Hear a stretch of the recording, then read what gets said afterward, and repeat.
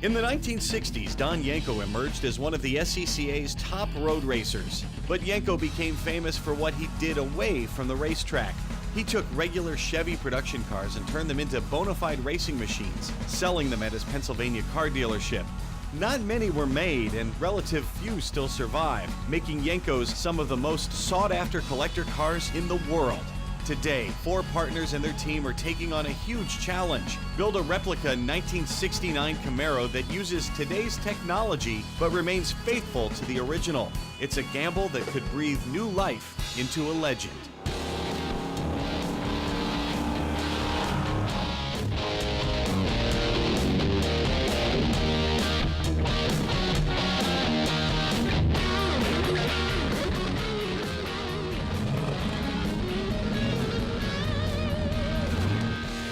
Hello and welcome to another edition of Brand New Muscle Car.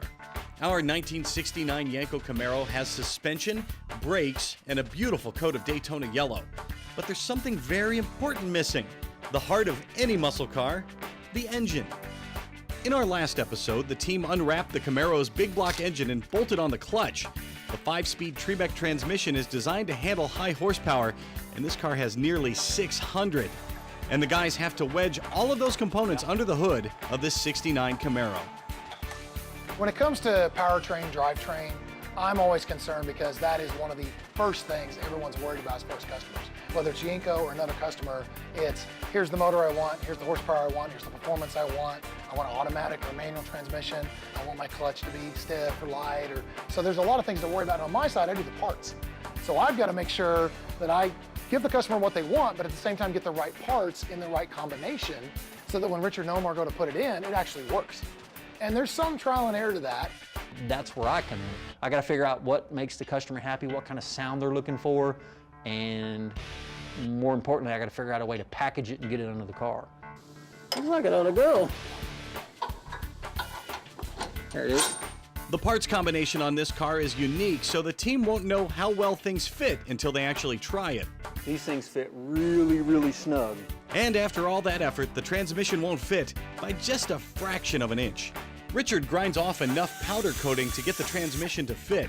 He and Omar need a little help putting it back in, so they turn to Martin, the shop's chief body man. Hey, what are you doing sitting down? We're not done yet. Hey, I'm working so hard. Oh, well, you got stuff to do. The guys I work with here are really good. There's the inner shop stuff that goes on, but at the end of the day, if I need those guys, the paint guys, to come over and help, you know, they'll run right over. If they need us, that's just how it works. I mean, we all work really well together. You have to be able to set stuff aside to get the job done. The job comes first here, always, no matter what. And Chief Bodyman Martin is glad to pitch in on the final step, drilling a hole for the shifter.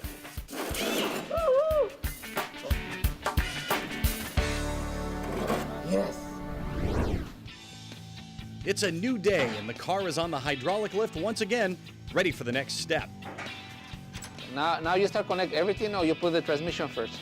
We'll put the transmission in, get the cross member in it, get the engine sitting straight, let it down one last time, hook everything up top side, hit the key and watch it go boom.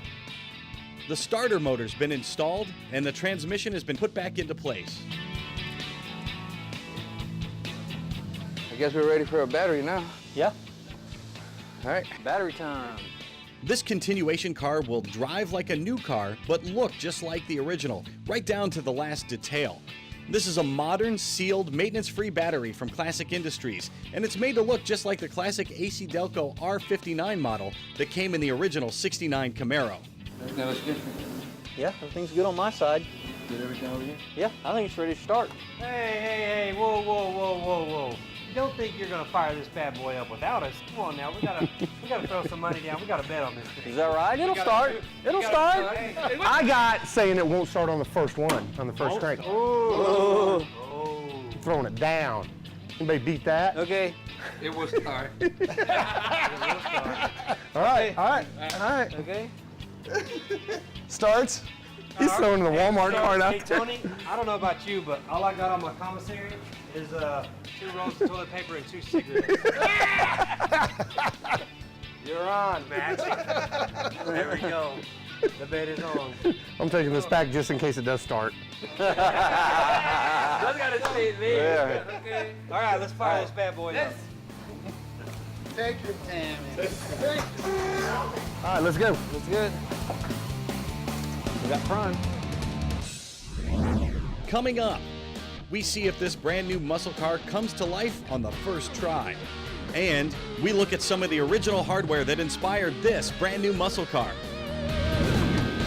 Proformance Unlimited is one of the leaders in the muscle car industry, building engines that will suit the needs of nearly every car enthusiast. Our dedication to detail separates us from the rest, and our crate engines are hand-assembled one at a time, using the finest parts and are dyno tested to ensure durability and power output. Trials and errors and expensive mistakes are now a thing of the past. Proformance Unlimited, your crate engine experts, building your dream and ours one engine at a time.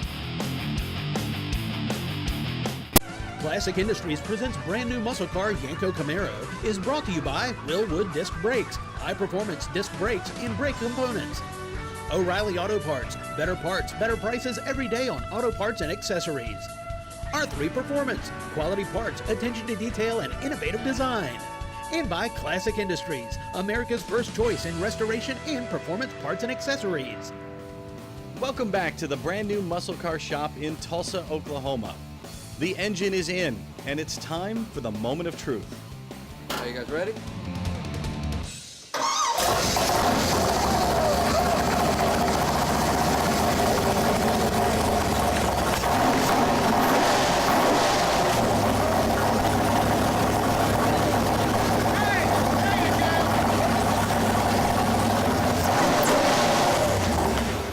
Wow, that sounds good. That sounds awesome, man. Smells good too. The engines we've gotten from Proformance Unlimited, we've had really good luck with. Fired right up, sounded great, no leaks, no problems. It's probably gonna run like a bat. Put a steering wheel on that thing. Who needs a steering wheel? We're going straight. What do you think it'd do to those tires? Just melt them. Those little bitty tiny ones, oh yeah. Yeah, there wouldn't be nothing left. In our last episode, we showed you how the team test fitted the radiator and hoses. Now they'll fasten the hoses for real, and they'll use a pretty ingenious tool to get the job done. Clamp tight is just the coolest little tool ever. If you see how it works once, you're in. We brought it here, we showed it to all the guys, and they instantly said, I gotta have it. And that's what I said when I saw it the first time, is I gotta have one of those. Guys, I'm gonna make a hose clamp out of wire. It's 10 times stronger, 90% lighter. So to get started, we're gonna measure around our project 4 times and add 12 inches. Then you take your wire, you're gonna bring the ends together and make a loop. Then you're gonna feed the ends through that loop. And then you're gonna do that one more time, the exact same way around, right up through the center of the first one. Just grab the wire, take it around. Just like so. Go through, make sure you're not cross or twisted because you want a nice, even seal. Now we're gonna attach the tool. Take the nose of the tool, push it right up underneath of that loop. Then we're gonna wrap it up and around each of the pegs, and then twist those together, just like a bread tie. There's a notch at the bottom of the tool, that's what you pop the loop into, and just start turning. So what it's doing is just pushing and pulling on that wire and tightening it around your project instead of twisting it. So I know you're familiar with safety wire pliers, right? You twist and twist and eventually snap and break. It's not gonna happen with this. You're gonna keep turning until you get to the tightness you want it to be, and you're gonna feel it. The tool's gonna start getting hard to turn, as well as getting nice and tight up against your project. So now you're ready to close it off. If you have the space, you're going to flip it 180 degrees. If you don't, because a lot of times you don't have that much space, just past 90 degrees is all you need. You cut the wire on both sides of the tool's gonna fall away. The tab's left standing, you bend over, that's your hose clamp. But if you do have the room, let me show you the full all the way over. Loosen, pull the tool away, take your cutters, cut about 1/4 of an inch or so, and then you want to bend those tabs back down, just like that, and that's your hose clamp. Looks great. Looks good. The great thing is too, if you're doing a vintage car original, you can actually take one of those clamps, slide right over top of ours, and it gives you a better seal, 360 degrees without any flat spots, and you're back to rigid. Awesome. How about we have to take it off? To take it off, bend the tabs back out, just like that. Grab that center, comes right off. You could reuse it on something smaller, or if you wrap it multiple times, you can put it right back on the same project minus a loop. Looks great. Let's get the stuff on the car. Okay. The best thing about the Clamp Tight tool is it can make custom clamps, any size that you need it to be on any size project. The American Muscle Car Museum in Melbourne, Florida. A $40 million collection open only to charity fundraisers. It houses the most extensive collection of original Yenko cars in the entire world, including one of the most rare. This week's Yenko Collector Spotlight features Don Yenko's American challenger to more expensive European sports coupes. One of the things that's always been very impressive about Don Yenko, when his innovation and his forward thinking and his focus to see the next big thing coming. In 1971, he's seen this Vega as an underpowered possibility to make a high performance car out of it. He got one out, got a turbocharger on it, did some tests, got a couple of the major magazines out who actually rated it very highly and very successful as far as the performance adds on. So Don initiated an order of 200 cars for 1971. He wanted to eventually get to 500 so it could fall within the SCCA guidelines for running the cars. And all of a sudden the EPA stepped in and says, not so fast. Before you put a turbocharger on or you modify any intake or exhaust on the dealer, you have to have 50,000 mile testing on this car to prove it's still within our guidelines. In 1972, he ordered another 200 cars hoping he could install the turbochargers. Unfortunately, he could not convince the EPA or do the 50,000 mile test. It was available, however, as a kit that you could buy for another $500 over the counter, or it would come in the back of the car to be installed by dealers later on. One of the things that Don's ingenuity and ingenious did realize is that the original pistons would not hold up to a turbocharger. He got with GM and he had a Vega-specific engine that was a Copo number order that had forged aluminum pistons that would withstand the extra heat, the extra wear, and the extra tear that we put on them pistons. As he moved along, he originally started out with the Ray J turbochargers. Unfortunately, Ray J could not keep up with the production and ended up switching to a Schweitzer brand turbocharger. When we come back, Richard continues to shoehorn even more components under the hood.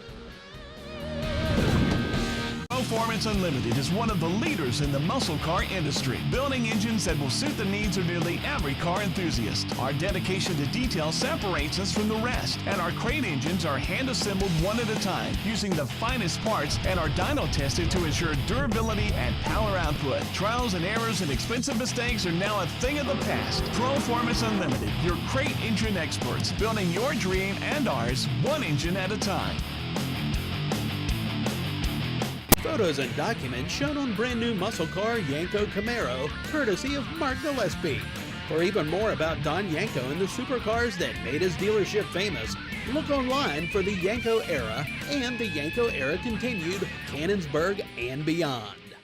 I'm amazed that the whole thing survived 50 years in terms of reputation and popularity. Frankly, I'm kind of flattered that people come to me asking me a lot of questions about my involvement in Yenko and my knowledge of the history.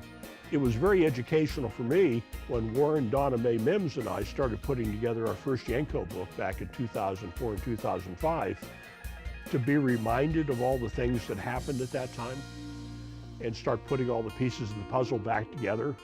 Because like anybody, over a period of 50 years' time, your memory kind of plays tricks on you.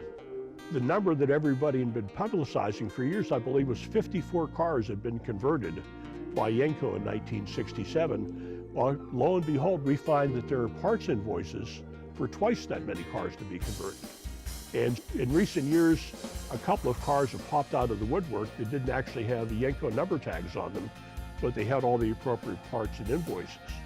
So we're thinking a few cars slipped out the back door somewhere through one of the various operations that never had a Yenko tag attached to them, but they used the parts that were actually intended to do that.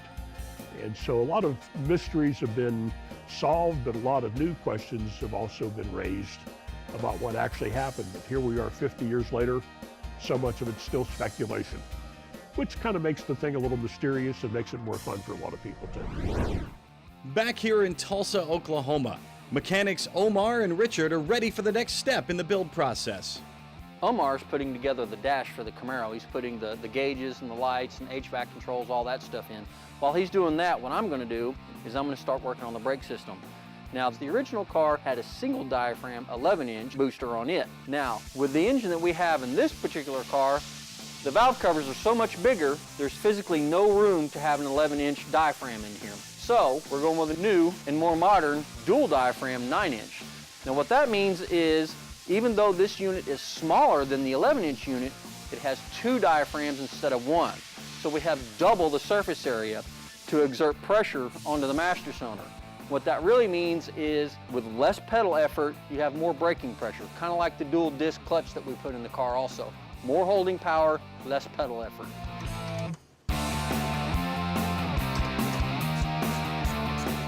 Richard finds that the brake booster just barely clears the valve covers. Wow, that's really close, but close is all we need. One more component means one more problem, but Richard takes a methodical approach every time there's a roadblock. I stop everything I'm doing, take a step back, take a breath, and then take a look at it all over again and try and find the best way to fix it. If you just slow down, look at it, take a little time, it goes together the first time. Okay, so we found out the windshield washer pump will not clear these great big aluminum valve covers. So what I'm going to do is I'm going to remove the washer pump from the windshield wiper motor, and that way we'll have enough room. But hey, less weight makes it go faster. This is the washer pump. What I'm going to do is I'm going to remove it from this housing so I can put the housing back on. Richard's really great. He knows this stuff. He's been doing it a really long time. He's actually a drag race guy, so he's a car nut. He's got a bunch of different cars, a bunch of different drag cars. It's his passion, and I love people that this is not just a job, it's a passion. When I come to work, it's something different. It's today we're trying to put this square peg into this round hole and make it work. And that's what I like to challenge. I like to be frustrated. I don't always like things to be easy because then you don't have to figure nothing out. Okay, going back together with it, there's no such thing as a bolt-on. You bolt it on a couple of 3 different times before it actually works. Put it back on the car, we'll move on to the next step.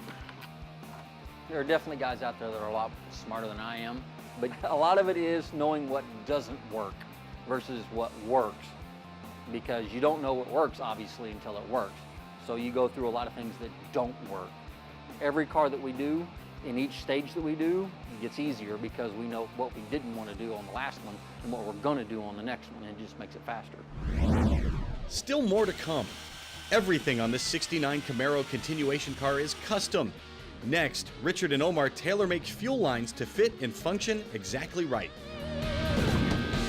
Proformance Unlimited is one of the leaders in the muscle car industry, building engines that will suit the needs of nearly every car enthusiast. Our dedication to detail separates us from the rest, and our crate engines are hand-assembled one at a time, using the finest parts and are dyno tested to ensure durability and power output. Trials and errors and expensive mistakes are now a thing of the past. Proformance Unlimited, your crate engine experts, building your dream and ours one engine at a time.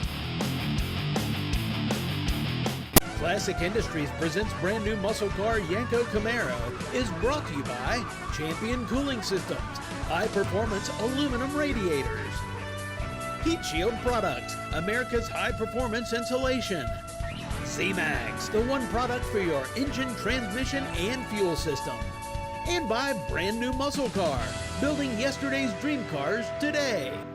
We're back at the brand new muscle car shop in Tulsa, Oklahoma, where the work continues for mechanics Richard and Omar. What do you think today, Omar, getting these fuel lines up out of the way, get our fuel filter mounted? I think if we go down the frame rail, stay on the outside all the way, and then once we put our subframe connectors in, that'll give us somewhere to mount it here in the middle. So you would want to run it through the middle of the car? Well, I thought about that too, but on this particular car, running the fuel lines down the tunnel poses a couple of problems.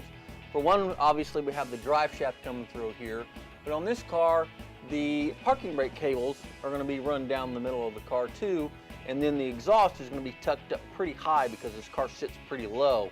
So I think on this car, we're going to be better off to run it outside the frame. That way the fuel lines stay out of danger. Okay, so I guess let's get these strung out and measured, get them off the car, cut, and the new fittings put on it, and we'll be done with this part.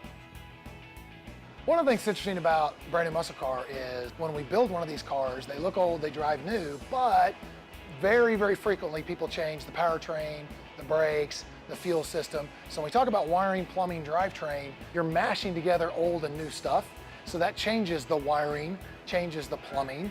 So you may have to have bigger lines, better lines, lines with better heat capacity. Obviously, when you talk about fuel injection, you've got more fuel, more power, more wiring.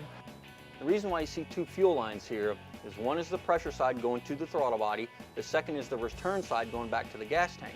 And the reason why fuel injection systems do that is that ensures a constant stream of nice, cool fuel going to the front, up to the throttle body. And not like the old school carburetors where the gas literally just sat in the bowls and got hot. Typically an engine runs anywhere from 180 to 200 degrees. This makes sure that we get nice, cool fuel all the way to the front. And the more cool fuel you can get in the engine, the more power it's going to make. What we're going to do now is we're going to change the fuel fittings on the back of the throttle body. These are banjo style fittings. And what that does is gives us a real low profile coming out of the throttle body so we can put the stock air cleaner on. With the old style fittings that were on there, the air cleaner wouldn't fit.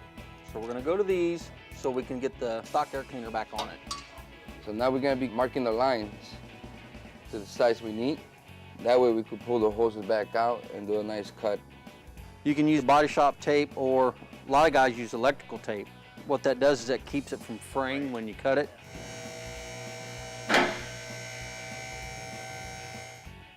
What Omar's doing now is he's just going to zip tie our fuel lines in place so they'll stay in mock-up, and then later, after we get the exhaust on, we'll permanently mount them. Okay, we've got the fuel safely drained out of our lines and got them mapped out, so now it's time to change the ends.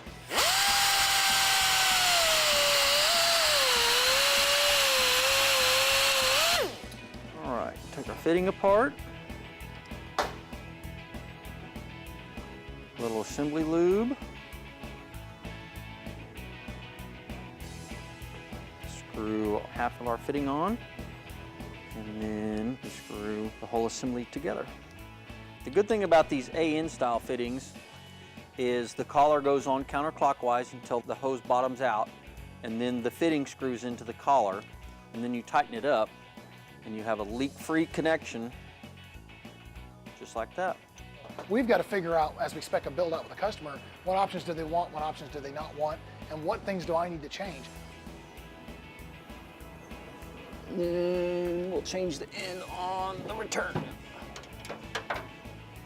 Fuel lines, brake lines, we do have to sometimes make those. So literally Richard and Omar will hand make brake lines and fuel lines depending on what horsepower the car is, how much fuel it needs, is it an electric fuel pump, does it have a supercharger, right? If you go from 300, 400, 500 horse to like 700 or 800 horse, much more fuel. So different fuel lines, bigger fuel lines, a return line for the fuel injection. So we have to custom do a lot of that. Okay, return side done. We've seen all the parts that make this brand new muscle car go. Next week, the mechanics build the system that'll make it stop. And the team works hard to make the inside of this new car look and feel just like the original. I know I'm ugly, but look. Yeah. You see? You see the like the angle? Nice, right? Look at this one. Don't tell me this one is better. I like that one better. I like that one better. Thank you. Hey, you're lucky you didn't say, hey, give me from my good angle. Everything's good.